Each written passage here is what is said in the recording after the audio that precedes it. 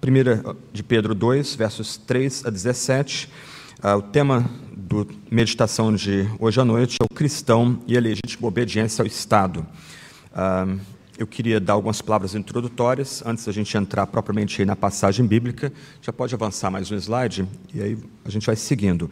Uma questão importante para nós aqui é que alguns textos, especialmente do Novo Testamento, têm sido muito abusados e mal empregados quando nós pensamos na relação do cristão com o Estado, com os poderes constituídos.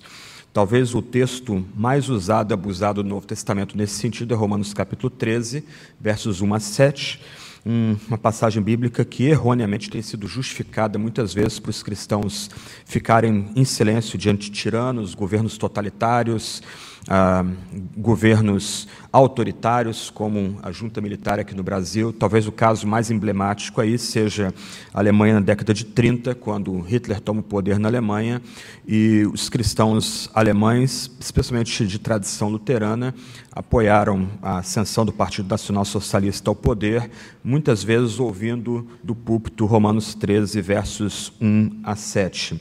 Um ponto importante aqui é que, longe de constituir uma justificativa para o silêncio, para a passividade dos cristãos, Paulo, em Romanos 13, 1 a 7, ele lida com um governo ideal. Lá naquela passagem famosa, ele vai lembrar que as autoridades têm são um poder delegado. Na verdade, em Romanos, o poder pertence exclusivamente a Deus.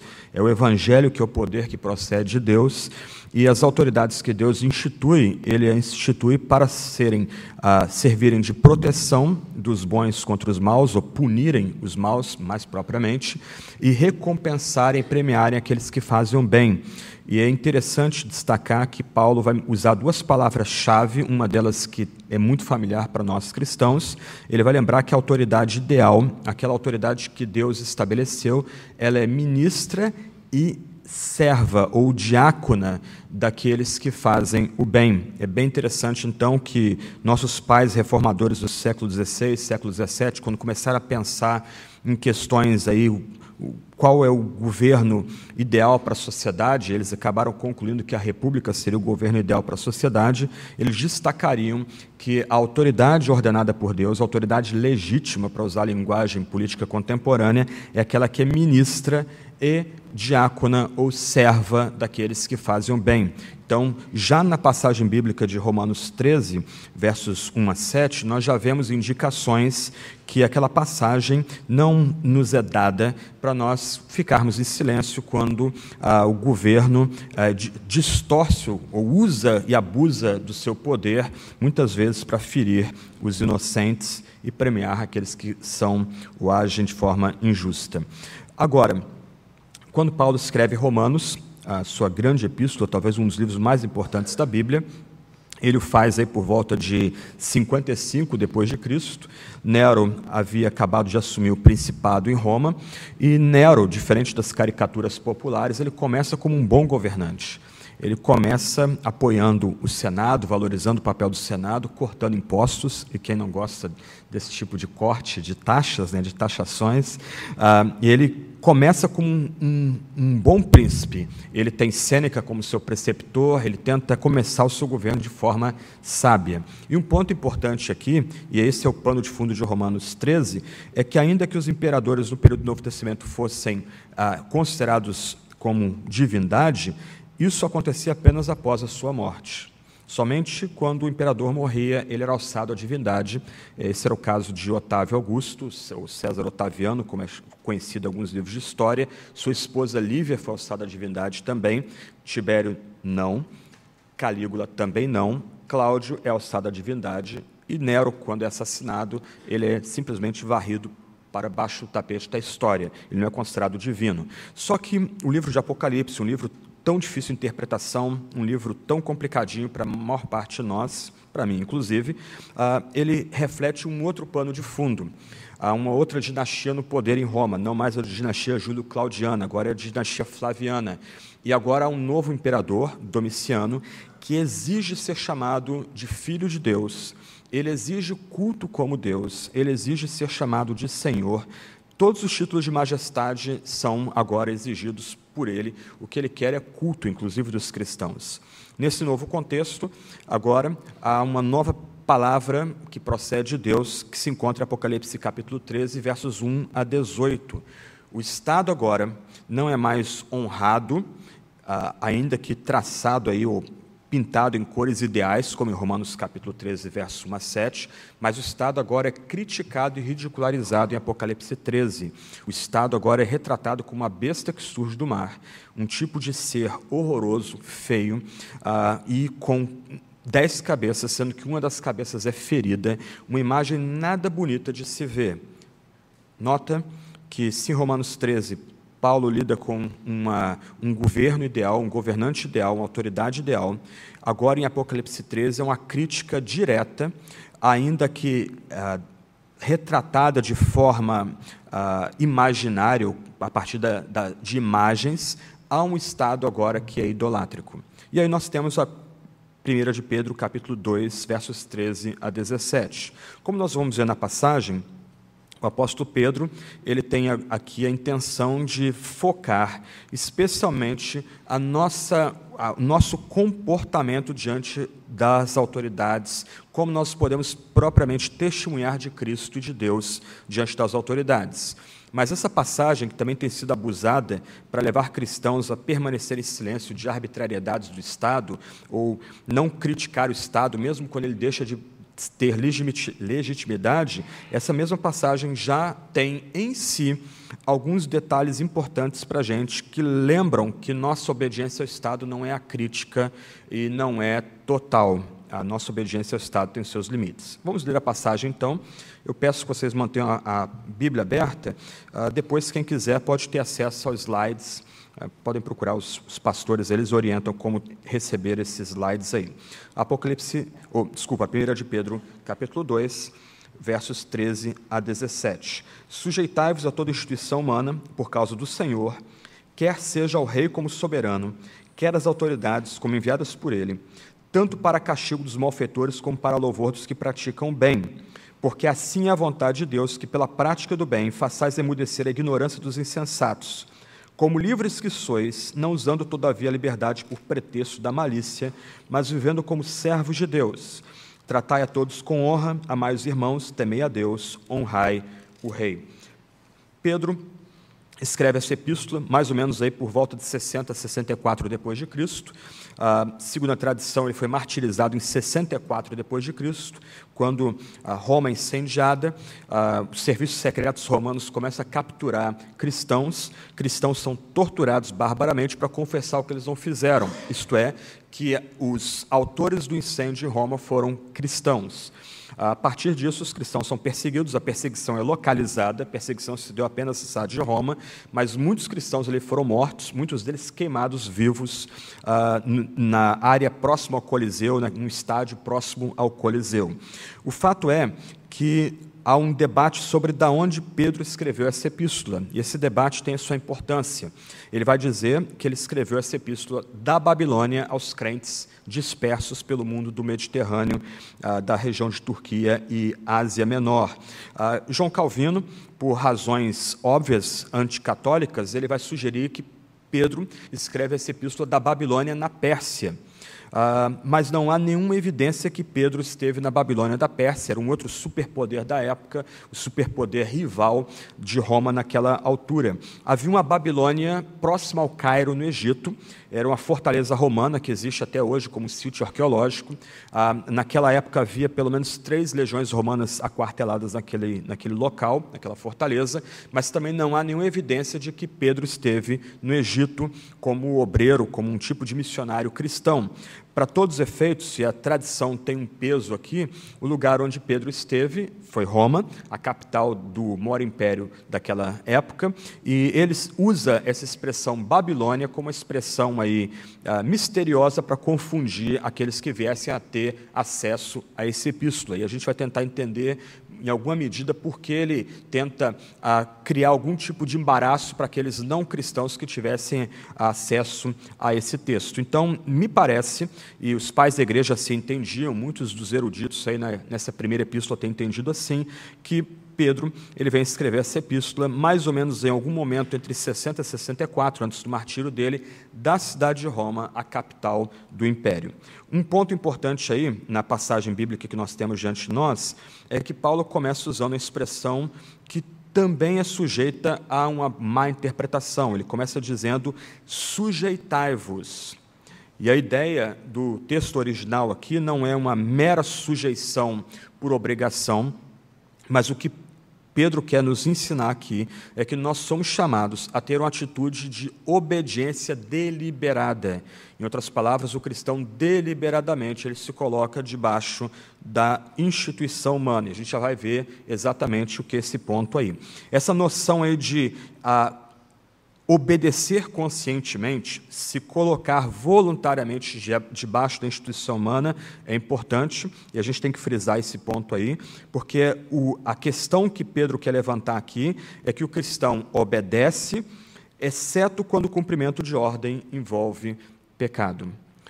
E a gente tem que lembrar, ou ter em mente aqui, que em Atos capítulo 5, uma passagem que eu vou voltar mais adiante, quando Pedro é confrontado pelo Sinédrio, que era o poder religioso e poder político da Judéia naquela época, e aquele poder religioso / poder político ordena que Pedro pare de pregar o evangelho, a resposta dele é, importa obedecer a Deus e não os homens. Quando há uma colisão entre a ordem de Deus, o comando de Deus e a autoridade delegada das instituições humanas, o apóstolo fica do lado de Deus e confronta de forma rebelde as instituições humanas. Se nós lermos sujeitai-vos aqui como uma ordem absoluta, então nós vamos ter uma aparente contradição dentro do texto sagrado. O sujeitai-vos aqui é aquela atitude, então, do cristão de se colocar debaixo de certa autoridade. Isso é deliberado, mas nunca absoluto. A expressão instituição humana é complicada. Uma tradução mais direta aqui seria se submeter a uma criatura humana, o que não faz muito sentido. Alguns intérpretes têm seguido essa linha, têm pensado aí na necessidade de nós sermos submissos uns aos outros, mas não é isso que a passagem tem em vista aqui. A ideia aqui, e a Almeida Revista Atualizada segue uma tradução talvez mais precisa, é que nós somos chamados a nos submeter a toda instituição humana. E a expressão instituição humana aqui, corretamente entendida, tem a ver com outras esferas além do próprio governo. Você pode pensar aqui na relação pais e filhos, na relação dos cristãos com os oficiais eclesiásticos e entre os membros também, e a gente pode ampliar a ideia aqui, é que a gente se coloca debaixo da autoridade que, por exemplo, outras instituições como escolas, empresas, organizações voluntárias têm sobre alguns de nós. A ideia, então, de instituição humana aqui é bem ampla. Dadas as várias relacionamentos que nós temos, nós nos colocamos debaixo, em submissão, em várias relações nas quais nós esbarramos sempre. Então, nós nos submetemos aos nossos pais, nós nos submetemos aos nossos patrões, e Pedro vai falar sobre isso mais adiante. Nós nos submetemos também aos reis e governantes, que Paulo vai falar já, Pedro vai tratar disso já, e a gente volta a esse ponto aí. Então, a ideia de instituição humana aqui é bem ampla, ela toca todas as relações de autoridade com as quais nós estamos esbarrando. O cristão, Pedro, vai tratar disso aí nos versos 15 e 16, ele deve se colocar deliberadamente em submissão a essas relações de autoridade com as quais nós lidamos. Então, sujeitai-vos a toda instituição humana, por causa do Senhor eu volto daqui a pouco. Aí ele diz, quer seja o rei como soberano, quer as autoridades como enviadas por ele. Como eu disse há pouco, segundo a maior parte dos eruditos, segundo os pais primitivos, aqueles primeiros escritores cristãos aí que vêm na esteira da igreja após o final do período do Novo Testamento, o nosso apóstolo escreve essa epístola de Roma. Ele usa aqui uma expressão muito curiosa, que é o rei como soberano. Me permitam aqui uma pequena digressão. A cidade de Roma, ela surge como uma monarquia. Ninguém sabe exatamente quando, talvez aí 7º século, 8º século antes de Cristo, mas em algum momento aí no 6º século antes de Cristo, o Senado encerra, ele dá fim à monarquia e começa aí o período da República em Roma. O Senado ele tinha o poder aí de limitar o poder do rei e decidiu abolir a monarquia.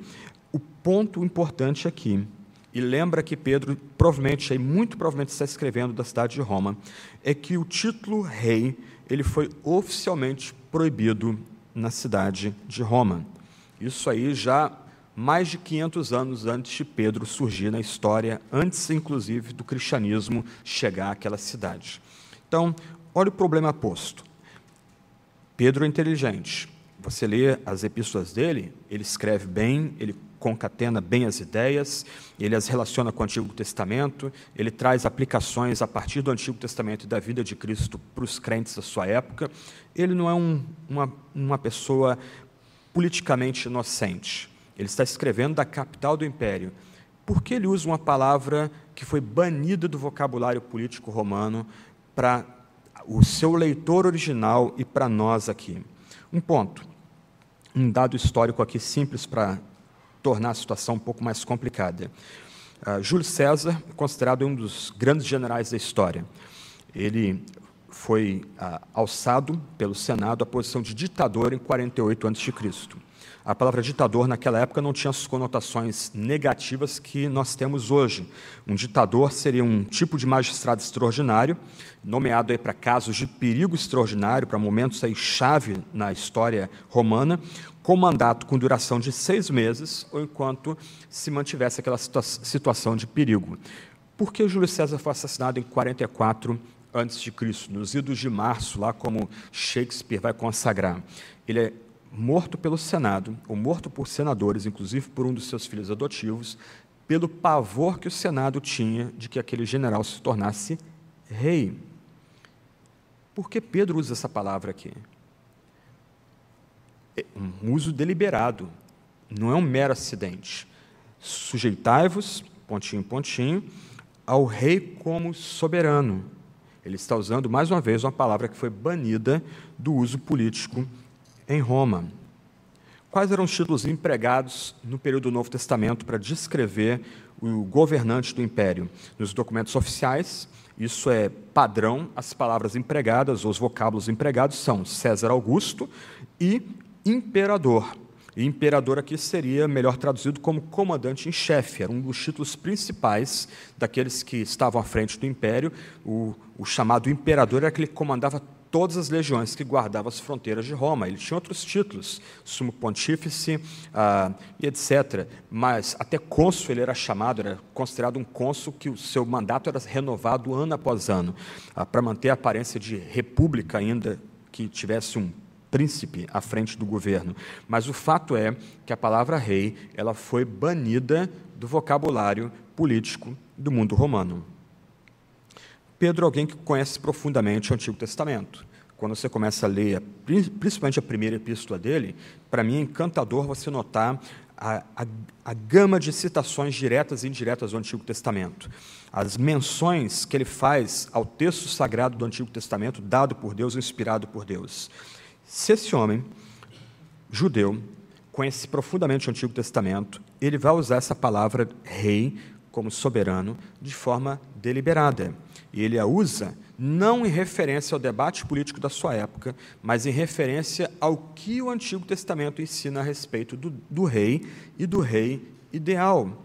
Me parece, e essa é uma sugestão que eu queria colocar para vocês, que o nosso apóstolo aqui, ele está trazendo à memória do seu leitor, que também conhecia o Antigo Testamento, as histórias do Antigo Testamento, que o crente deliberadamente submete, não a qualquer rei ou qualquer imperador, que era o cargo daquele que tinha o poder na época, mas o cristão, ele se submete, ele se coloca deliberadamente debaixo da autoridade de um rei como Davi, um rei que andaria no caminho reto, andaria nos caminhos de Davi.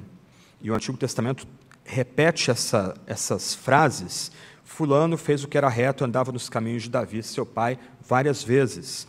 Rei Asa, rei Josias, rei Ezequias, rei Josafá, Uzias, Jotão, Joás, Amazias, todos eles são considerados reis que faziam o que era reto e andavam no caminho de Davi, seu pai. Então, me parece que o nosso apóstolo aqui não nos comanda a sermos submissos a qualquer tipo de rei. Ao usar uma palavra que era maldita no mundo romano, uma palavra banida da linguagem política romana, Pedro traz à nossa mente o rei ideal do Antigo Testamento. E é a esse tipo de rei ideal que nós nos submetemos. E você lembra que o rei das outras nações era ao mesmo tempo rei, profeta e sacerdote. O rei do Antigo Testamento tinha o seu poder limitado. Primeiro, porque o rei do Antigo Testamento estava debaixo do comando da lei de Deus. Segundo, o rei do Antigo Testamento não era nem profeta, muito menos sacerdote. Você pode lembrar, por exemplo, do rei Uzias, que foi um rei que fez o que era reto, que andava nos caminhos de Davi, seu pai, que quando tentou ser sacerdote, Deus deu lepra, Deus fez ele ficar leproso para refrear o poder daquele rei no Antigo Testamento. Você lembra do lamento de Isaías? Isaías lamenta a morte do rei Uzias, foi um grande rei, reinou quase 50 anos sobre o Judá, mas grande parte do reinado dele foi exilado numa câmara, enquanto o filho dele era o vice-rei, na medida que ele tinha lepra ali, sendo consumido pela lepra, porque ele tentou ser sacerdote. Então, o rei do Antigo Testamento, o rei que era como Davi, o rei que fazia o que era reto, ele sabia que o seu poder era limitado. Ele estava debaixo de uma constituição, a lei divina, e ele tinha o seu poder limitado pelo profeta e pelo sacerdote. Ele não era o rei como as outras nações, onde essas ideias se misturavam, e o rei se achava a lei.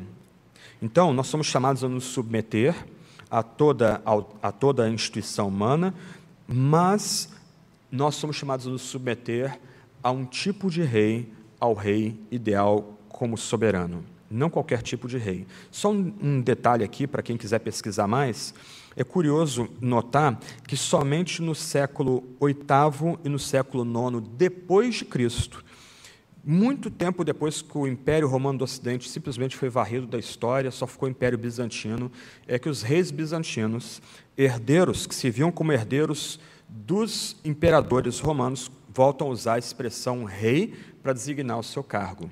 9 séculos depois. Então, me parece aqui que o uso da palavra rei nessa primeira epístola de Pedro não é um mero descuido do apóstolo, não é uma mera troca de vocábulos políticos sem importância, mas o nosso apóstolo quer trazer à nossa memória que, de um lado, nós devemos deliberadamente nos colocar debaixo de autoridade, mas não de qualquer autoridade. Nós nos colocamos debaixo de autoridades que reflitam valores dos bons reis de Judá e de Israel, que sabiam que eram limitados pela lei divina e limitados pelos profetas e sacerdotes. Há um dado curioso aqui, que vale a pena trazer à memória, tem a ver com o próprio Davi, que se torna o modelo desses reis de Judá. Você lembra que Davi ele assume o poder sobre 10 tribos, logo que Saul e seus filhos são mortos em batalha, e ele conquista Jebus, que vai se tornar Jerusalém, vai ser chamada de Jerusalém, mas para reinar o que ele precisa da chancela das outras tribos de Israel. Então, até mesmo a divisão em tribos em Israel era um poder moderador que refreava o poder do rei em Judá. Esse era o rei que Deus intentou dar para Israel, como ele diz em Deuteronômio.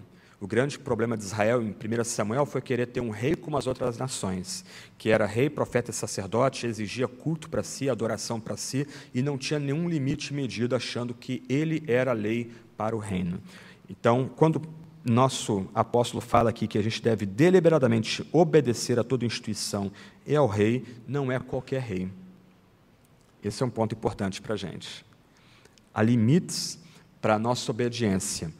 Lembra mais uma vez de Atos 5, quando esse rei, ele deixa de ser o rei ideal e abusa do seu cargo e distorce os mandatos divinos, a gente vai ver eles já, os mandatos que Deus ordena para o rei, para o governante, a gente pode dizer, sem nenhum problema, importa obedecer a Deus e não aos homens, por mais alto cargo que eles tenham.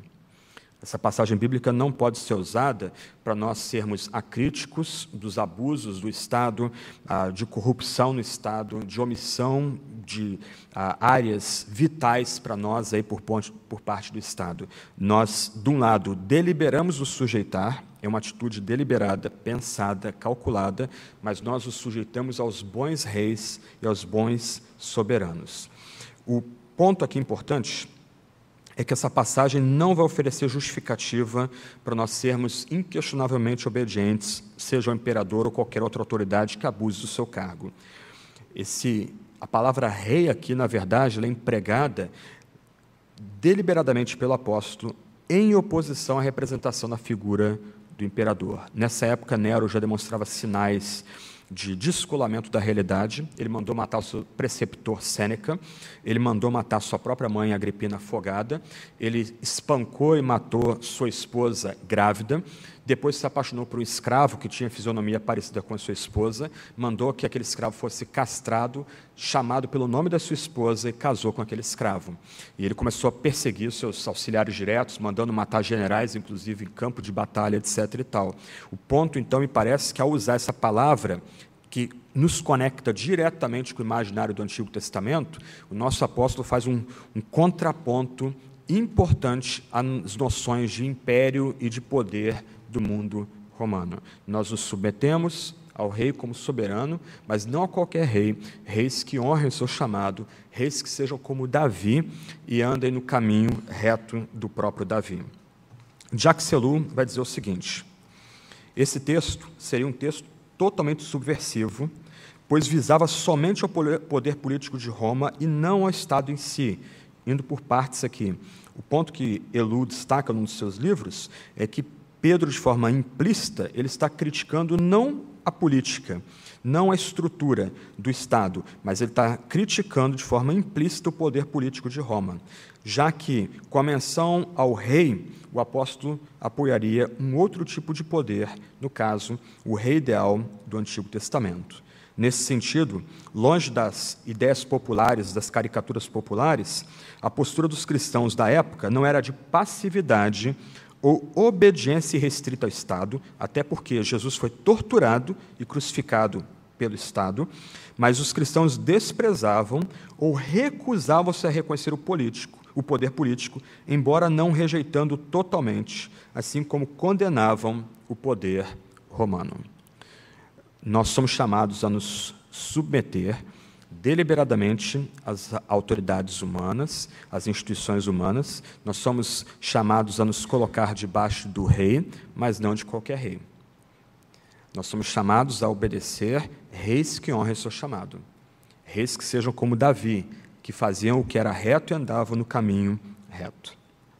Continuando, verso 14 agora, Pedro agora fala de autoridades, uma palavra que pode ser traduzida como governadores, ou autoridades governamentais, aqueles que exercem o governo de estados, ou mesmo qualquer organismos que detêm o poder de governar as pessoas na sociedade. Então, nós somos chamados a nos submeter, uma atitude deliberada, pensada, às instituições humanas, as nossas várias relações que a gente tem, emprego, escola, família, etc. e tal, mas também ao rei ideal e aqueles que são levantados como autoridades ou como governadores.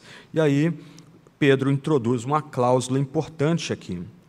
Como saber qual é o rei? Como saber qual é a autoridade ou governador que é legítimo? Pedro não tem interesse em criar uma teoria política, como nós temos aí desde o século XVII, século XVIII. Pedro, ele é um homem simples, e ele quer se conectar com pessoas simples, ele quer orientar pessoas simples. Então, até de forma menos sofisticada do que Paulo, em Romanos 13, ele resume 2 pontos que vão mostrar para a gente se a autoridade é legítima ou não. A autoridade legítima, segundo o verso 14, ela age para castigar os malfeitores e ela louva os que praticam o bem. Quais são as autoridades que nós nos submetemos? Ao rei ideal, dado no Antigo Testamento, que faz o que é reto, anda nos caminhos de Davi. Aquele rei ideal, o governante ideal, é aquele que vai castigar os malfeitores e louvar os que praticam o bem. Esse é um ponto muito importante. Lembra, Pedro é um pescador. Pedro não é um teórico, não é um filósofo, ele não sabe nada de filosofia grega, na verdade, homem simples, ele quer orientar os seus paroquianos, as pessoas que ele entende que ele é chamado a cuidar, e ele, de forma muito simples, ele alenca 2 pontos aqui. A autoridade ideal, o governante ideal, o rei ideal, é aquele que protege aquele que faz o bem e premia e recompensa aquele que faz o bem. Paulo vai usar a expressão a espada. E no mundo romano, a espada era sinônimo não só de luta no campo de batalha, mas também de execução. O cidadão romano era executado pela espada, não decapitado, mas ele se ajoelhava e o executor simplesmente transpassava o pescoço com a espada, cortando, separando uma das colunas daquele homem ali para ser executado. A espada ali é sinônimo de punição para os malfeitores. À luz do Antigo Testamento, a gente lembra que também no mundo romano a prisão tinha era limitado o uso da prisão. A pessoa ia para a prisão simplesmente para esperar o seu julgamento. Se ela fosse considerada inocente, era liberada. Se ela era considerada culpada, ela saía da prisão para ser executada. Algumas vezes ela ficaria bastante tempo naquela prisão, dado aí as dificuldades aí de deliberar o caso daquela pessoa, mas não havia a noção de prisão por algum tempo determinado, ou mesmo prisão perpétua, seja no mundo hebreu, seja no mundo romano. O fato permanece que, para o apóstolo Pedro, as 2 marcas de um governo ideal é a punição do malfeitor e o louvor àquele que pratica o bem. Aquele que faz o bem, por assim dizer, ele é erguido perante o restante da sociedade. Wayne Grudem, no seu comentário, ele vai dizer o seguinte: governos que deixam de punir malfeitores desobedecem ao propósito divino para a sua existência. Os governos também devem honrar os que fazem o bem como recompensa pelo procedimento correto e como exemplo e incentivo a outros. E, à luz do texto bíblico, o critério deve ser o comportamento moral, não a condição econômica, nem o favoritismo político. Isso é muito importante para a gente hoje. Nós vivemos uma sociedade altamente insegura. Só ano passado, segundo dados do Ministério da Saúde, pelo menos 62 mil brasileiros foram mortos de morte matada. Nos últimos 14 anos, pelo menos 400 mil brasileiros foram mortos de morte matada.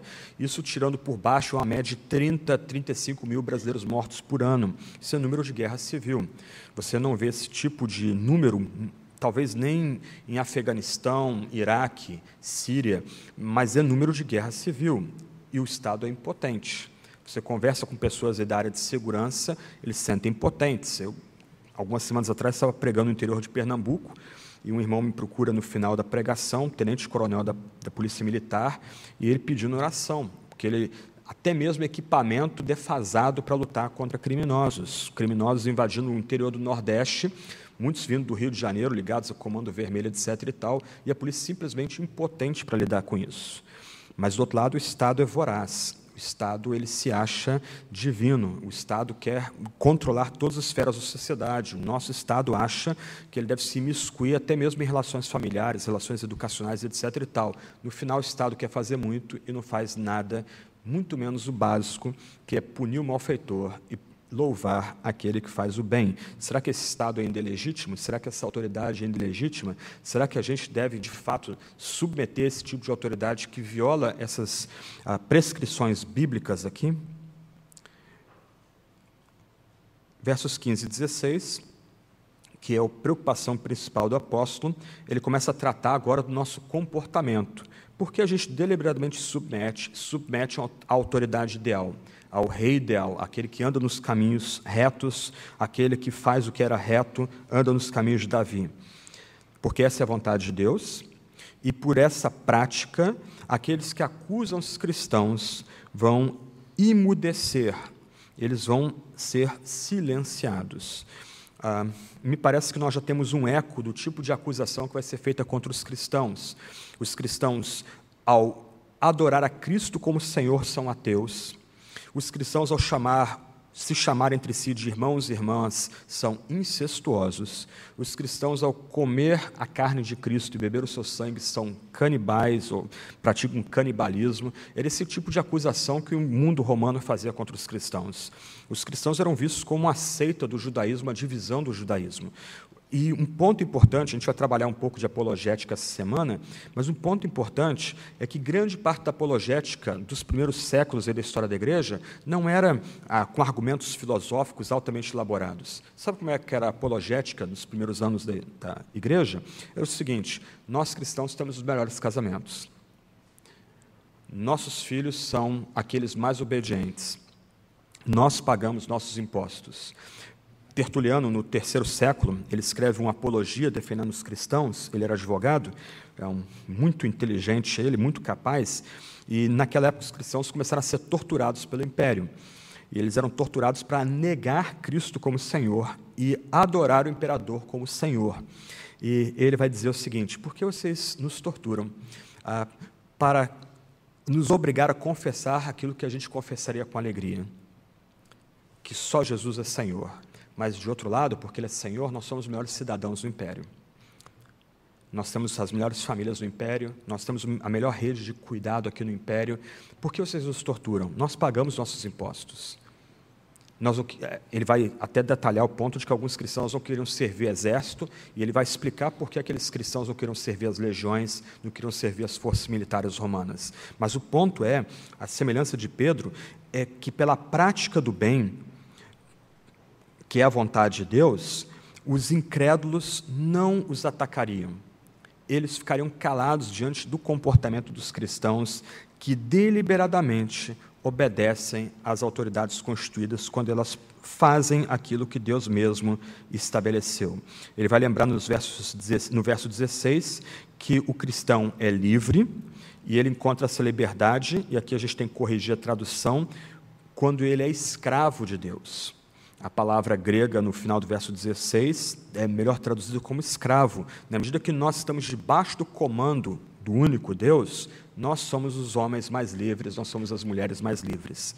Nós nos submetemos às autoridades, não porque elas nos comandam, de jeito nenhum, só Deus os comanda, mas nós as obedecemos quando elas são legítimas, quando elas cumprem o propósito para o qual Deus as ordenou, para que as pessoas vejam em nós que nós somos praticantes do bem, e dessa forma Deus é glorificado, e aqueles que caluniam os cristãos são emudecidos.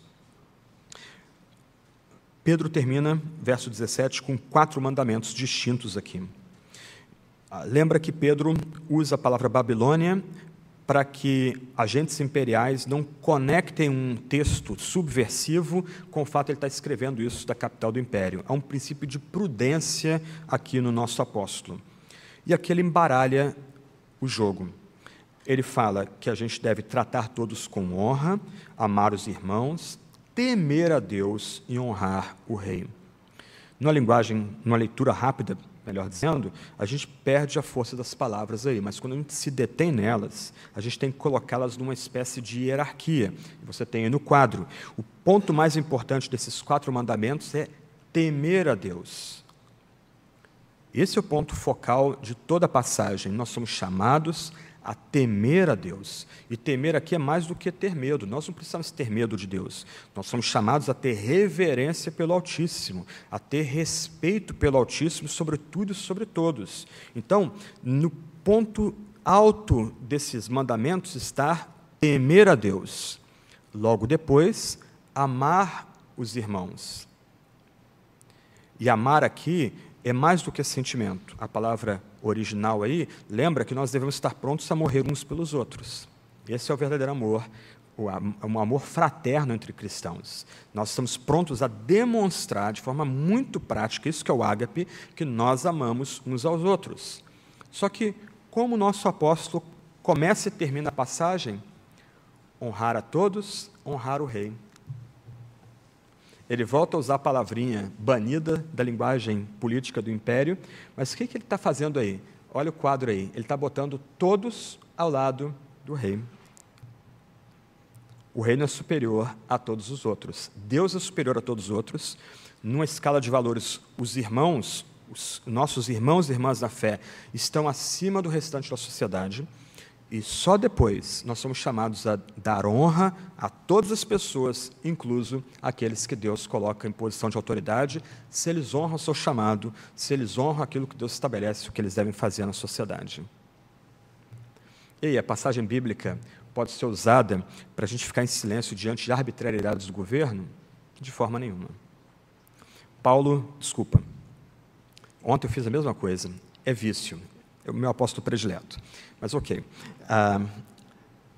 Pedro, ele sagazmente, ele não quer brigar com o império, ele não quer confrontar o império, ele não quer tocar fogo no império, mas sagazmente, escrevendo da capital do império, tomando as devidas precauções, ele nos lembra que, de um lado, nós deliberadamente nos colocamos debaixo de obediência de todas as instituições humanas, das nossas relações com as quais nós travamos dia a dia, mas também do rei, não do imperador, não de um imperador arbitrário, mas de um rei que seja como os reis do passado, que faziam o que era reto, andavam no caminho de Davi, assim também de governantes.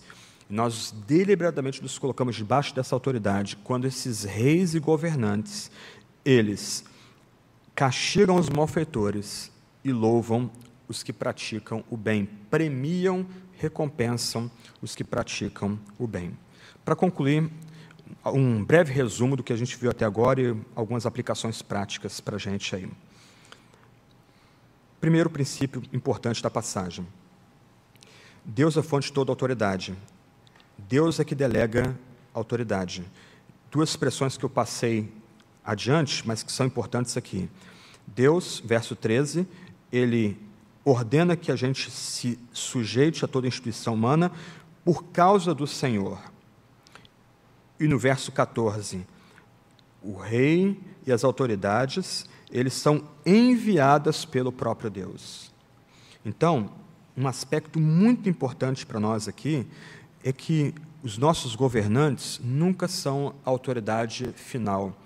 A autoridade deles nunca é absoluta. Só Deus é o poder final. Só Deus é o único absoluto. Aqueles que tentam fazer uma leitura rápida da passagem, falando de uma obediência crítica a qualquer tipo de governante, eles não estão entendendo, de fato, o que Pedro está colocando para nós aqui hoje e o que ele havia dito para o Sinédrio em Atos 5, que importava, numa colisão entre Deus e as autoridades, importava obedecer a Deus e não aos homens. Deus é o único que detém o poder absoluto em toda a criação, e esse Deus delega autoridade aos governantes. Em outras palavras, no final, só Deus detém poder absoluto. E um ponto muito interessante em Romanos, também aqui em 1 de Pedro, é que a expressão poder é só usada para Deus. Na linguagem política contemporânea, convencionou-se falar dos três poderes da República, os meios de comunicação como um tipo de quarto poder. Na linguagem bíblica, só Deus é poderoso, só a mensagem de Deus é poderosa. Lembra de Romanos 1, 16 e 17? Paulo não se envergonha do Evangelho porque ele é o poder de Deus. E diferente de Pedro, Paulo escreve agora à igreja na capital do império, em Roma, lembrando que o poder pertence a Deus e só a mensagem que procede de Deus é poderosa. Segundo ponto aí, caminhando aí para o final. Somos recomendados a nos sujeitar a toda instituição humana. Como distinguir se essa autoridade é legítima, se ela cumpre o propósito para o qual foi ordenada, tanto para o castigo dos malfeitores, como para o louvor dos que praticam o bem. Eu não quero me alongar nesse ponto, mas, irmãos e irmãs, uma sociedade onde impera a violência é uma sociedade onde todos são prejudicados. Escolas são prejudicadas, negócios são prejudicados. Nós vivemos sob o signo do medo. A questão aqui não é validar algum tipo de controle total do Estado, mas o ponto aqui de Paulo em Romanos 13, e de Pedro nessa passagem, é que o Estado não tolera aquele que pratica o mal. A gente pode debater um bocado aqui sobre como o Estado vai lidar com isso, também não é o ponto aqui do apóstolo Pedro, mas o fato é, uma marca de uma autoridade legítima é que ela protege aqueles que fazem o bem, ela premia os que fazem o bem, e ela é intolerante com aqueles que fazem o mal. Terceiro ponto. O Estado pode exigir obediência dentro dos limites e propósitos para o qual foi instituído, como a gente vê em 1 de Pedro 2,14. Quando esse se desvia desse ideal e inverte o poder dado por Deus, enaltecendo aqueles que fazem o mal e castigando os que praticam o bem, essa autoridade se coloca em oposição a Deus, ela deixa de ser autoridade legítima. E aí a gente tem agora a liberdade de criticá-la, eventualmente até desobedecê-la e confrontá-la, na medida que ela agora se coloca em oposição ao desígnio de Deus para o governo. Os cristãos obedecem ao Estado e aos seus governantes, somente se isso não implicar desobediência a Deus. Quinto ponto. A submissão às autoridades legítimas demonstra submissão a Deus por causa do Senhor. E a expressão Senhor é conectada a Jesus Cristo. Nossa motivação em obedecer às autoridades é nossa submissão à vontade soberana de Deus, que nos leva, no nosso dia a dia, a glorificar e exaltar o nome de Cristo. Aplicações gerais aí para o nosso dia a dia. Primeira aplicação, e eu tratei disso muito rapidamente nos sermões da manhã. O Evangelho, a mensagem cristã, tem implicações para todas as esferas da criação, inclusive para as questões políticas. Ainda que a Bíblia seja um livro de salvação, um livro centrado na pessoa de Jesus, a Bíblia é promessa e cumprimento a respeito de Jesus, a Bíblia não deixa a gente sem a direção para o nosso dia a dia. A Bíblia tem um comando, tem palavra, tem conselho para todas as nossas experiências humanas, inclusive na esfera política, e a gente faria muito bem em reaprender o tanto que a Bíblia fala nesse campo. Segunda aplicação, o Evangelho ensina que a igreja e o Estado são esferas distintas, ambas estabelecidas por Deus, mas com papéis distintos na criação. Elas não devem ser confundidas, e pensando numa ordem social, igreja e Estado estão lado a lado. Ambas são instituições que Deus estabelece. Ambas não deveriam concorrer entre si. Na tradição católica, a igreja está acima do Estado. Em uma visão autoritária ou totalitária das questões políticas, uma junta militar, ou um ditador, ou um ideólogo, ou partido estão acima de toda a sociedade. Na tradição bíblica, a igreja e o Estado são obra divina e ambos estão lado a lado. Eles não estão em competição, eles têm papéis distintos, e a gente tem que lembrar disso. Terceira aplicação.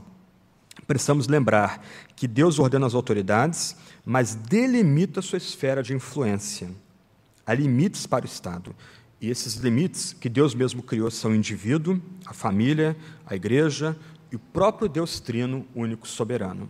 O Estado pode, mas ele não pode tudo. Deus ordena o Estado, Deus ordena rei, soberano, autoridade, governantes, mas esse poder também é limitado por outras esferas, como a igreja, como a família, como o próprio indivíduo. Quarto ponto, deve-se respeitar o Estado e as autoridades, mas nunca ao custo da liberdade da pregação e do culto, assim como da liberdade do indivíduo e da consciência. E, por fim, último ponto, o Evangelho está acima das ideologias políticas e não pode, sob hipótese alguma, ser confundido com essas. Muito complicado quando pastores, em vez de usar o bottom da igreja, começam a usar o bottom de partido político. Começam a permitir, por exemplo, que políticos saúdem a igreja, dêem alguma palavra pública à igreja. É muito complicado quando o político, em vez de falar das suas aspirações políticas, da sua base ideológica, ele começa a pregar em comícios. Esse tipo de confusão só traz bagunça para a mensagem cristã. A mensagem cristã de salvação em Cristo está acima desse jogo ideológico, está acima do jogo partidário. É muito complicado quando o pastor ele não abre mão do seu ministério e se lança na carreira política. Isso vai terminar em confusão e, geralmente, quem sofre é a própria igreja local. Quando o pastor se envolve em alguma maracutaia, em algum problema de desvio de recurso, de verba, o nome dele lá é deputado pastor e aquilo que ocorre na esfera pública acaba respingando, atingindo a igreja, magoando pessoas, chocando pessoas, levando pessoas a se afastar do cristianismo. A mensagem cristã não pode ser atrelada a uma causa política. Para mim, os grandes modelos nesse campo, e eu trato deles no meu livro recém-lançado, foram os teólogos reformados e luteranos da Alemanha, quando Hitler tenta controlar a igreja, ele tenta unificar luteranos, reformados e igreja unida, e tenta estabelecer um controle daquela igreja por meio de um bispo ali, um chamado bispo do Reich. Os teólogos se reúnem, ele escreve a declaração de Barmen, e um de seus artigos diz o seguinte: rejeitamos a falsa doutrina de que à igreja seria permitido substituir a forma da sua mensagem e organização, a seu bel prazer, ou de acordo com as respectivas convicções ideológicas e políticas reinantes. A mensagem de Cristo Jesus, encarnado por obra do Espírito Santo, nascido da Virgem por obra do Espírito Santo, que viveu, pregou, ensinou, curou e alimentou nessa nossa história, que foi morto pelos nossos pecados, sepultado e ressuscitado para a nossa justificação, essa mensagem não pode ser confundida com a mensagem política. A mensagem cristã tem que ser livre, porque ela tem outro fim, a preparação da vinda do reino dos céus, quando Cristo voltar em glória como único rei, rei dos reis, soberano Senhor. Deus nos abençoe, Deus nos oriente nesses dias aí momentosos que a gente está passando, que Deus nos ajude a sermos de fato guiados pela palavra dele nesses dias.